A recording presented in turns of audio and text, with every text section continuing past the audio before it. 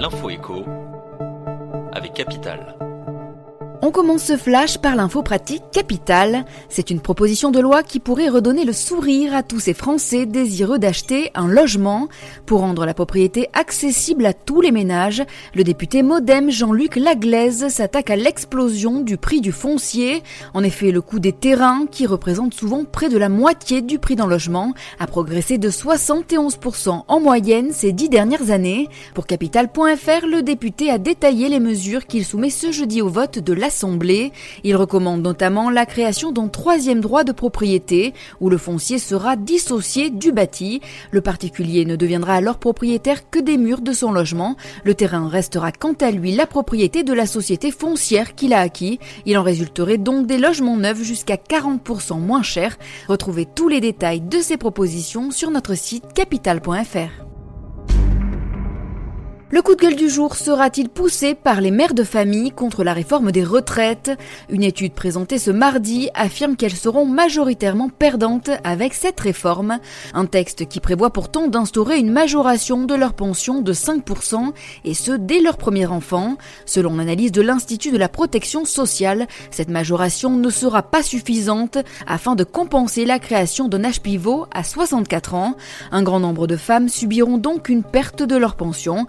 Jean-Paul Delevoye a réfuté ces conclusions. Le haut-commissaire aux retraites continue lui d'affirmer que le régime universel permettra une amélioration de la situation des femmes par rapport au système actuel. Voilà une bataille de chiffres qui risque surtout de ne pas rassurer les mères de famille. On continue ce flash avec le chiffre du jour. 4,6%, c'est le rendement moyen que peuvent espérer les épargnants des 50 principales SPI pour cette année. Investir dans un tel placement consiste à acheter des parts de parcs immobiliers qui sont détenues par une société de gestion. Celle-ci s'occupe de percevoir les loyers et ensuite de vous les redistribuer. Mais au vu du rendement servi, les SCPI ne sont pas sans risque. Prenez donc soin de vérifier quel type de bien est détenu par la SCPI et de quelles réserves financière elle dispose. Pour connaître toutes les modalités de cet investissement, mais aussi découvrir les performances attendues des 50 principales sociétés pour cette année, rendez-vous sur capital.fr. Et on termine avec la fin de l'annuaire téléphonique. Et oui, le bottin est en train de vivre ses dernières heures.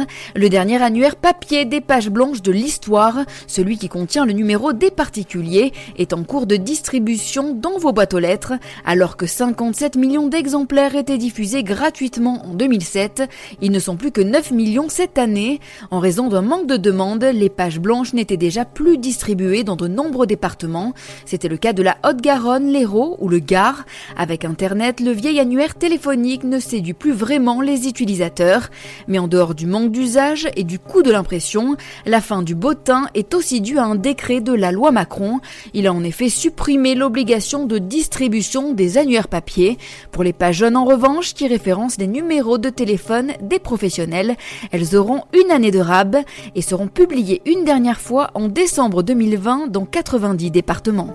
C'était l'info écho avec Capital.